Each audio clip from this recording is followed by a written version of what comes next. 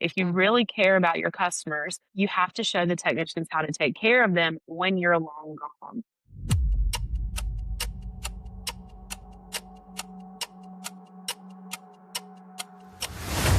I build it up.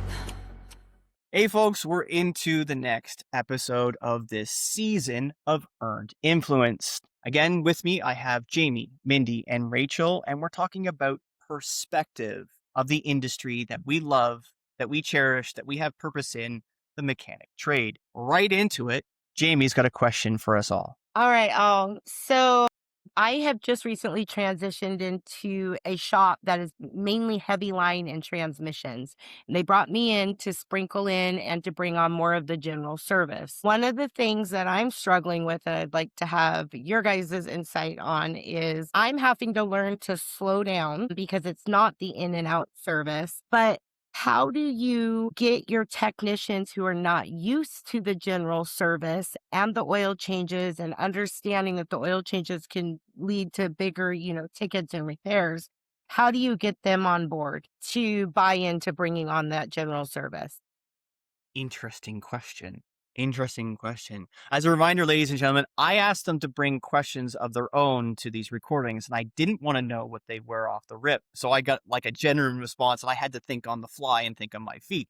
That's a very interesting question because there's not going to be that many folks who are in your specific shoes. But the interesting thing here is there's going to be a lot of service managers out there who have technicians who are set in their ways and only really want to fix kind of one or two kinds of things and aren't necessarily super willing to go, oh, yeah, I'll go do electrical diagnosis after 10 years of being a transmission tech.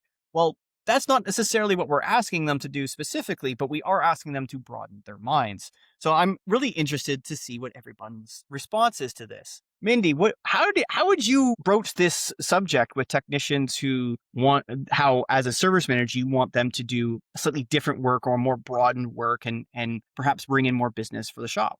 I would think that I think it would mostly get them to buy in by showing them that it's going to be a benefit for them. Basically seeing that if you're getting them to do oil changes, it's not just an oil change, it's an opportunity to make more money. But then also that also celebrate the wins with them. So say that they're used to just do transmissions, and now they've done, 6 oil changes and they've upsold stuff. Maybe have like a board where you can start giving them gift cards after they've gotten to so many upsells, et cetera, and just show them that there's profit and there's good and worth inside of that. I think it's the biggest thing. Honestly, with technicians, a lot of times money is how you talk to them. So offer some kind of spiffs or some sorts to them, a little bonus plan of some sorts, I would think. We're kind of the opposite, of course. We have more general sales and maintenance than we do the big stuff. So I got a little bit of an opposite problem here. So Interesting. Interesting. So I know that there's a lot of service managers out there that are going to immediately go, oh, spiff, oh, bonus. I don't want to give them more money.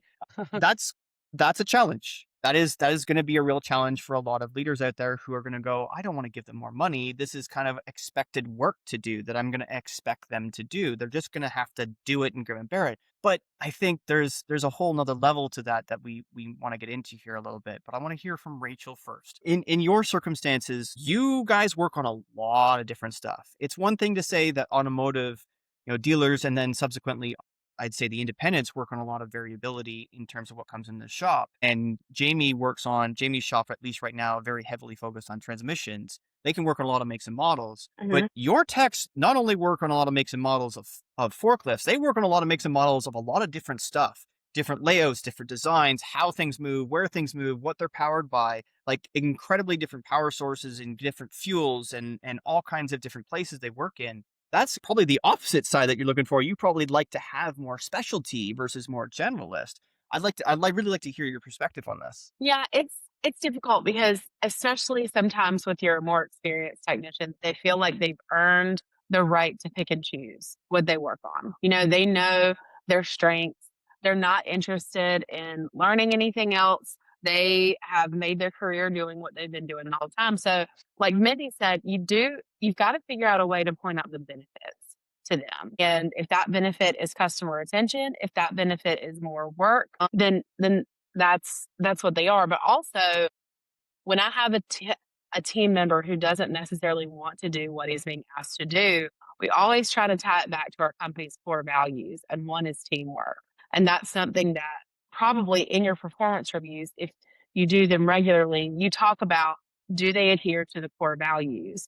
And if teamwork is one of those core values, or being a team player, then that's how you relate it back. Nobody wants to be called or wants to be told that they're not being a team player, or they're not striving for excellence, or they're not using integrity when they're coming to work. Even that grumpy technician that says he doesn't care, he does. It's just, I think, showing them the benefit of that, and then saying, hey, this is how you be a team player. And not only that, this is how you set the example for the younger technicians. If you really care about your customers, you have to show the technicians how to take care of them when you're long gone. But it's tough. We are in a position, we don't do a lot of incentives. That's kind of like a dirty word with us right now, because my first thing is like, well, let's give them a gift card. But we're trying to steer away from that. It's just really hard to find to, I don't want to say spin it, but spin it to your team so that they understand the benefit and how great it is for them and for your customers and for the company. Right. And, let me reiterate, they're not upset about doing the oil change. And let me put it in perspective. My guys are 85% plus, production every pay period. So they're very hard workers. And, we're really blessed, and we pay for the inspection. We're good with the diagnostic. I think where we're struggling with those, getting out of that mindset, transmission, you can easily say, we'll have you done in a week, Mm-hmm. right? But the general service customers, as we all know, have that mindset where they're needing it that same day, for the most part, except for the other things. And I think that's where the struggle is how to get them in the mindset that the general service is a different expectation from the customer than the heavy transition, the transmissions or, heavy line work. Do you think that maybe it's a staffing issue to where you could bring on like a lesser technician that's more of an apprentice that you could bring in to do some of that general service work and then grow them into that transmission guy? Because that's what we do. I mean, my master tech doesn't want to do oil changes all day either. Sorry, my camera's being kind of crazy right now. My guy doesn't want to do oil changes, stuff like that either. So we do have express technicians that offer some of that lower general service stuff. So I can keep my other guys rolling through the big stuff and the big money stuff, honestly, for like a growth aspect of it. You don't really want your master technicians doing competitive oil changes, honestly. No, and I like how you've all framed that. You've got a couple of different ways to tactically go there, so depending on your circumstances of the business, because every business is slightly different. Just like Racheal said, in their business, they are trying to really heavily steer away from any bonusing of any kind. Every store is a little bit different. Every technician has a little bit different carrot. However, if you have those extra tools, because that's something that Racheal doesn't have her advantage. She doesn't have that extra ammunition to be able to say, okay, this technician needs a bonus. This technician needs a spiff. This technician needs an extra $1 an hour. This technician needs appreciation or praise. This technician needs an apprentice as their sidekick to help going through. Depending on which one of those works best for which technician, which is why I've used the phrase personalization at scale in terms of pay plans for ages and ages and ages. It's really important to personalize what you do with the technician. I love having apprentices. That leader, that journeyman, and having an apprentice is a very large circle of bonus for the shop.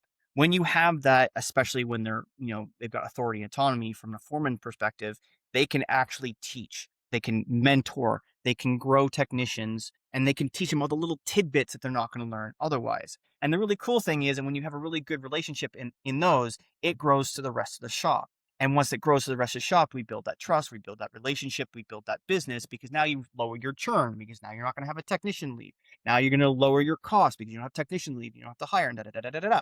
So I think from a perspective in terms of how do we help you move a transmission technician into a general, or a specialist into a general shop, I think it's been covered really well. Make them understand what the values of the business is and how it correlates to what benefits the business and to them. Finding the carrot that works best for that technician, and then making sure that the whole thing is transparent. I think that really covers it off. I really appreciate that. So, really awesome first question from Jami, and really great perspectives from Racheal and Mindy on this conversation about turning a specialist into a generalist, so to speak, in an interesting shop. Tune in next time to the next episode where we have another question coming at you.